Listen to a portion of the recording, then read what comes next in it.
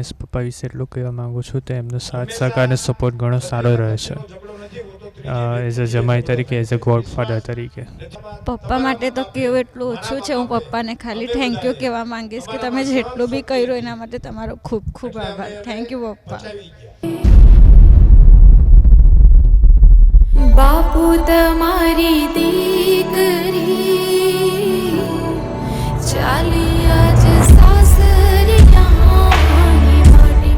મહેશભાઈ જમાઈ બનવા માટે મને બહુ પ્રાઉડ ફીલ થાય છે. મારા મમ્મી પપ્પા નથી પણ મને ખૂબ આભાર થયો પપ્પા વિશે. પપ્પા બહુ સારું કામ કરે. બધા એમ કહે કે સમૂહ લગ્નમાં કંઈ હોય નહીં, વિધિ પૂરી થાય નહીં, સારું કંઈ હોય નહીં, પણ અહીંયા અમે સમૂહ લગ્ન કર્યા તો અમને બહુ સારું લાગ્યું છે. સમૂહ લગ્ન નથી, ઘરની જેમ જ લગ્ન કર્યા છે. થેન્ક યુ મહેશ પપ્પા.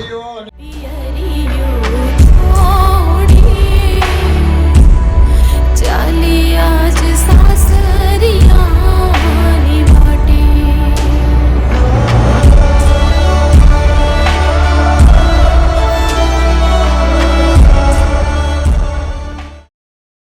અમે એવા સૌભાગ્યશાળી છીએ કે અમે આવા મોટી હસ્તી એવા સવાણી મહેશભાઈ સવાણી પિતા બન્યા. બસ આ અમારું સૌભાગ્ય કહેવાય.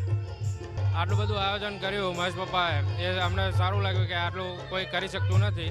મહેશ પપ્પા ખૂબ જ સારા છે. એમનો સ્વભાવ પણ સારો છે અને આપણને પોતાની છોકરીઓ એવી રીતે જ રાખે છે. ઘરે બી કરાવે એવી રીતે જ હમણાં લગ્ન કરાવ્યા છે અને બધી મનપસંદ વસ્તુ લઈ દીધી છે. કઈ વસ્તુની કમી નથી લાગી. અમને મજા આવી.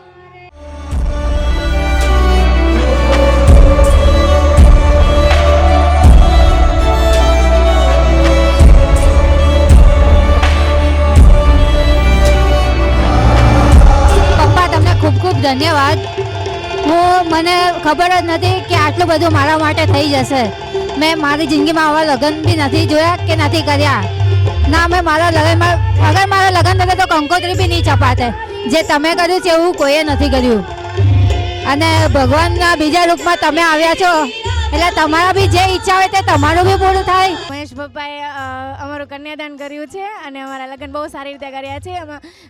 અમને ખૂબ મજા આવી, ખૂબ આનંદ આવ્યો. આવું અમે ઘરે પણ ના કરી શકત એવું સારું કર્યું છે. લવ યુ પપ્પા.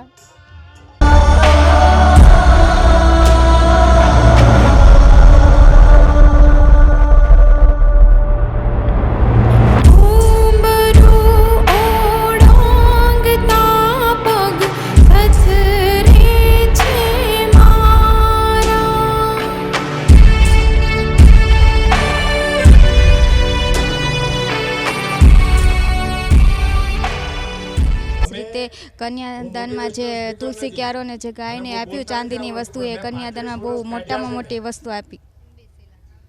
આજે પપ્પા મંડપે કન્યાદાન આપવા આવ્યા હતા. એઝ અ ફાધર તરીકે બહુ મસ્ત રોલ નિભાવે છે.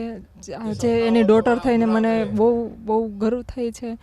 એટલે હું એમનો ગમે એટલો આભાર માનું એટલો ઓછો પડે. તો એમને હું બહુ બધું થેન્ક યુ કહેવા માગું છું.